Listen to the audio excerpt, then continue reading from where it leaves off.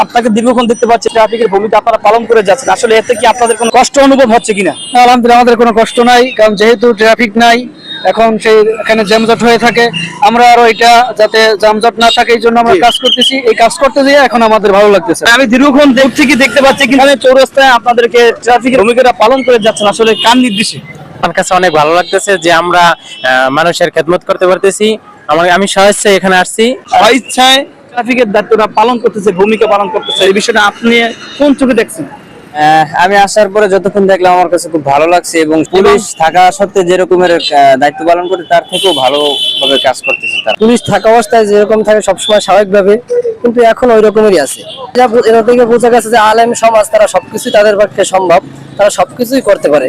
আসসালামু আলাইকুম ওয়া রাহমাতুল্লাহি ওয়া বারাকাতুহু। প্রিয় দেশবাসী, আপনারা দেখতে পাচ্ছেন যে আমাদের পটুয়াখালী চৌরাস্তায় কুয়াকাটা যে মহাসড়ক রয়েছে, যেখানে সকলেই জানেন যে 5ই মে কিন্তু আমাদের বাংলাদেশ আবার দ্বিতীয়বারের মতো স্বাধীন হয়েছে। এই স্বাধীন হওয়ার পরে আমরা কিছু নতুন লোকদের আমরা দেখতে পাচ্ছি, যাদেরকে আসলে আমরা কখনোই এরকম দেখতে পাইনি।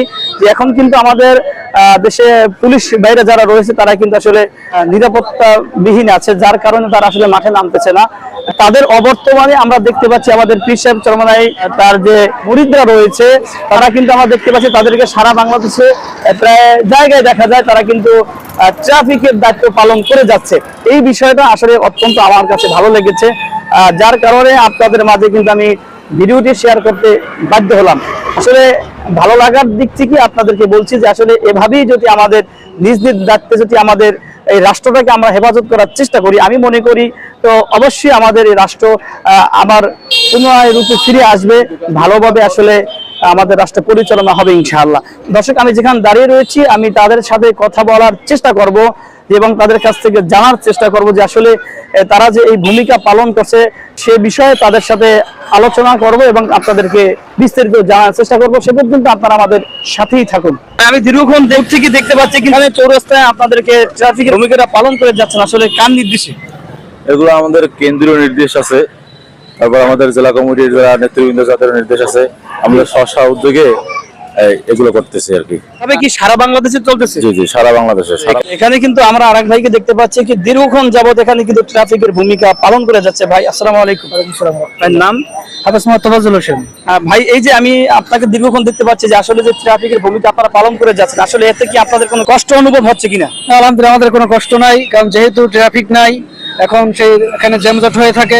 আমরা আরো এটা যাতে জ্যামজট না থাকে এই জন্য আমরা কাজ করতেছি। এই কাজ করতে গিয়ে এখন আমাদের ভালো লাগতেছে, কষ্ট হইতেছে। আসলে এই যে কাজটা করতেছে এটাকে নিজ উদ্যোগে আমাদের সংগঠনের পক্ষ থেকে আমাদের আমির পীর সাহেব চরমনাই এর নির্দেশেই আমরা এই দায়িত্ব পালন করতেছি।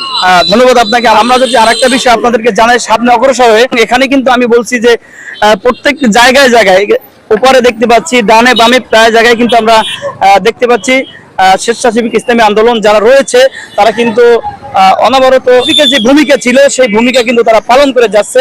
আমরা এই ভাইয়ের সাথে একটু কথা বলার চেষ্টা করব। দীর্ঘক্ষণ দেখতে পাচ্ছি আপনাকে যে এখানে আপনারা ট্রাফিকের ভূমিকা আপনারা পালন করে যাচ্ছেন, আসলে এই বিষয়টা কার নির্দেশে হচ্ছে? আলহামদুলিল্লাহ, ট্রাফিকের ভূমিকা বলতে আসলে দেশের যে বর্তমান পরিস্থিতি আমরা সকলেই অবগত আছি। এই মুহূর্তে যেহেতু ট্রাফিক কোনো জায়গায় নাই, সেজন্য ইসলামী আন্দোলন বাংলাদেশ এর আমির হযরত পীর সাহেব চরমনাই একটি ঘোষণা দিয়েছেন যে যেই সমস্ত জায়গায় গাড়ির চলাচল বেশি ওই সমস্ত জায়গায় ট্রাফিকের ভূমিকা পালন করতে হবে। ইসলামী আন্দোলন বাংলাদেশের যে আমির তার ঘোষণা সারা বাংলাদেশে, শুধু পটুয়াখালীতে নয় সারা বাংলাদেশে চলমান আছে।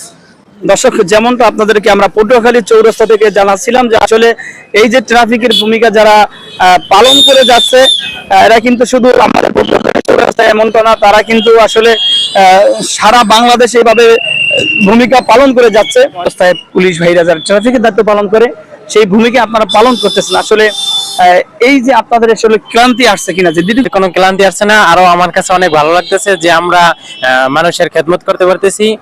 আমি স্বেচ্ছায় এখানে আসছি যে মানুষের পাশে দাঁড়াইতে পারতেছি। এই জায়গায় যানজট হয়তো যে পুলিশ না থাকার কারণে যে গাড়ির যানজটটা হয়তো এটা আমরা হইতে দিতেছি না।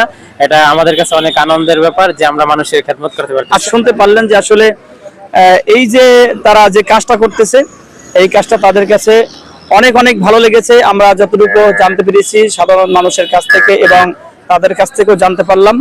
দর্শক, যারা এতক্ষণ পর্যন্ত আমাদের সাথে যুক্ত ছিলেন, আপনাদের কাছে আমার জানতে চাওয়া বিষয়টা কেমন লাগতেছে অবশ্যই আমাদেরকে কমেন্ট করে জানাতে পারেন। দর্শক, আজকে আমাদের পটুয়াখালী চৌরাস্তার এই ছিল আমাদের সর্বশেষ সংবাদ। দর্শক, যারা আমাদের সাথে যুক্ত ছিলেন সকলকে আমাদের পক্ষ থেকে আসলে ধন্যবাদ এবং মোবারকবাদ জানিয়ে আমরা আজকে আপনাদের মাঝখান থেকে বিদায় নিচ্ছি।